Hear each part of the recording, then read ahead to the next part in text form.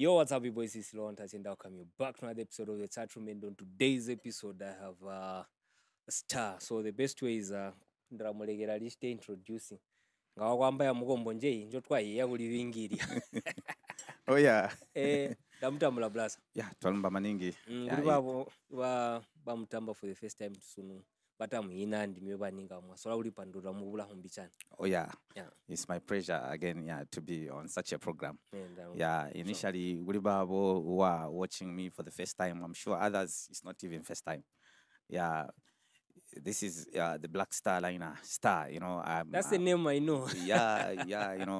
I'm a R&B reggae dancer and Nabingi reggae.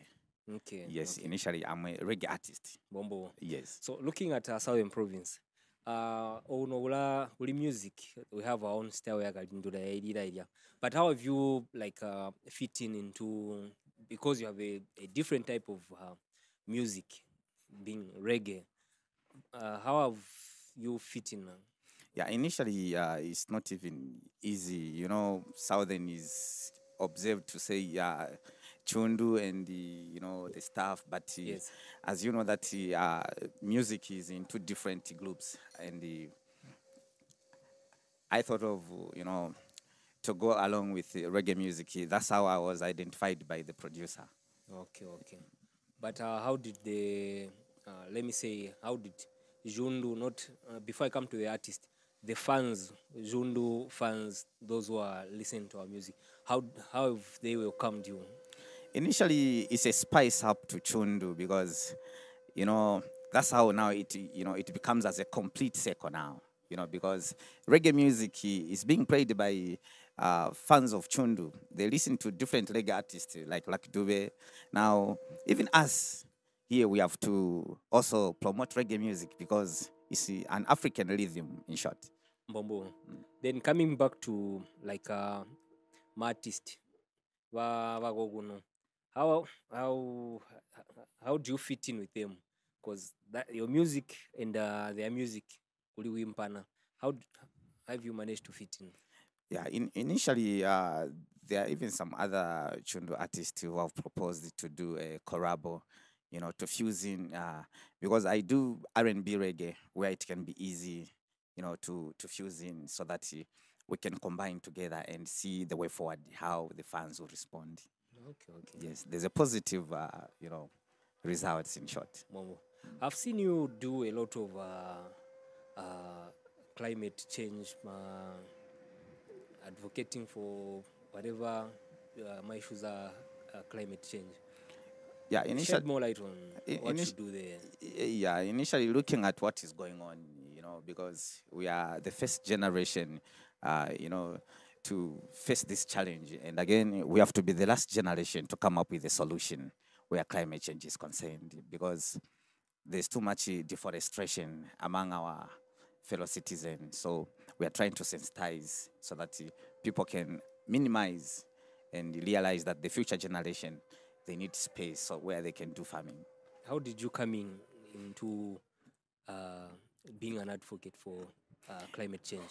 I was given a research by an NGO from South Africa, which they wanted information on just energy transition policy in Zambia. Is it incorporated with your music, or it's just away from your music? It's away from my music. Or it's just something else away from your music? Just away from my music because I'm a researcher. I like researching. So I was given that research where just energy transition is concerned.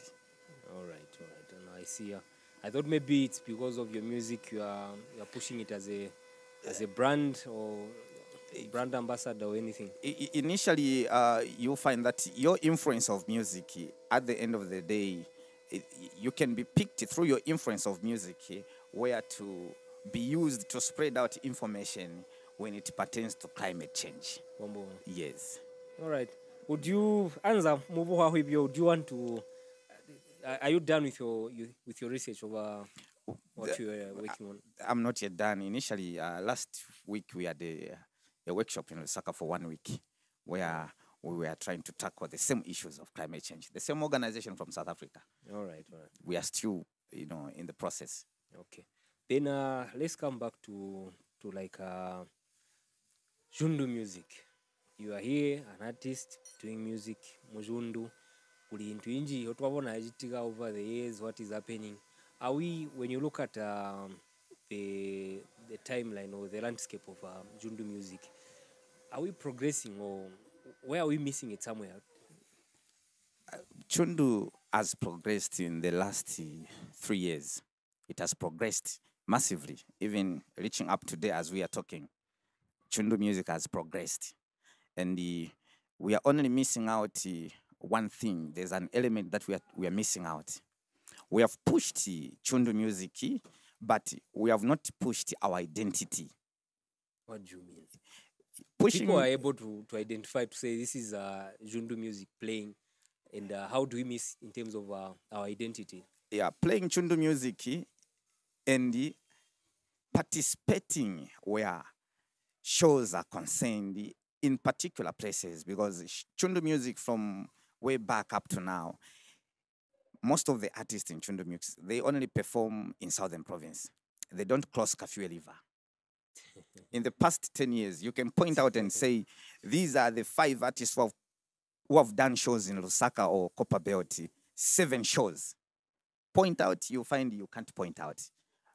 But we need to take Cuundu music to the doorsteps of Lusaka and perform there. Then we'll raise the banner. If we just remain in the corner doing it in Southern, then we've got already fan bases in Southern. In Lusaka, they have started also accepting it. But we need to push our image, our identity, our energy there, right on the doorstep. But I've just, there's just a new poster I've seen for Crown, Mr. Crown, where he's having shows in Chipata, like Lusaka, just here and there. What I'm simply saying is, Is yes. it not the first step of getting to where we are going now? Yes, it's a good step. Yes, it's a good step. But what I mean is, the whole lot of Cuundu artists, our brothers, the whole family, we need to set up a show in Lusaka. A show in Lusaka. But if we go back, like last year or the other year, there was a Jundu Fever. There was a show which was being put up. I'm sure it was the artists from here. They had gone to make some shows in Lusaka. I think they did 2. I don't know, 2 of them in Lusaka. Is it not say they are?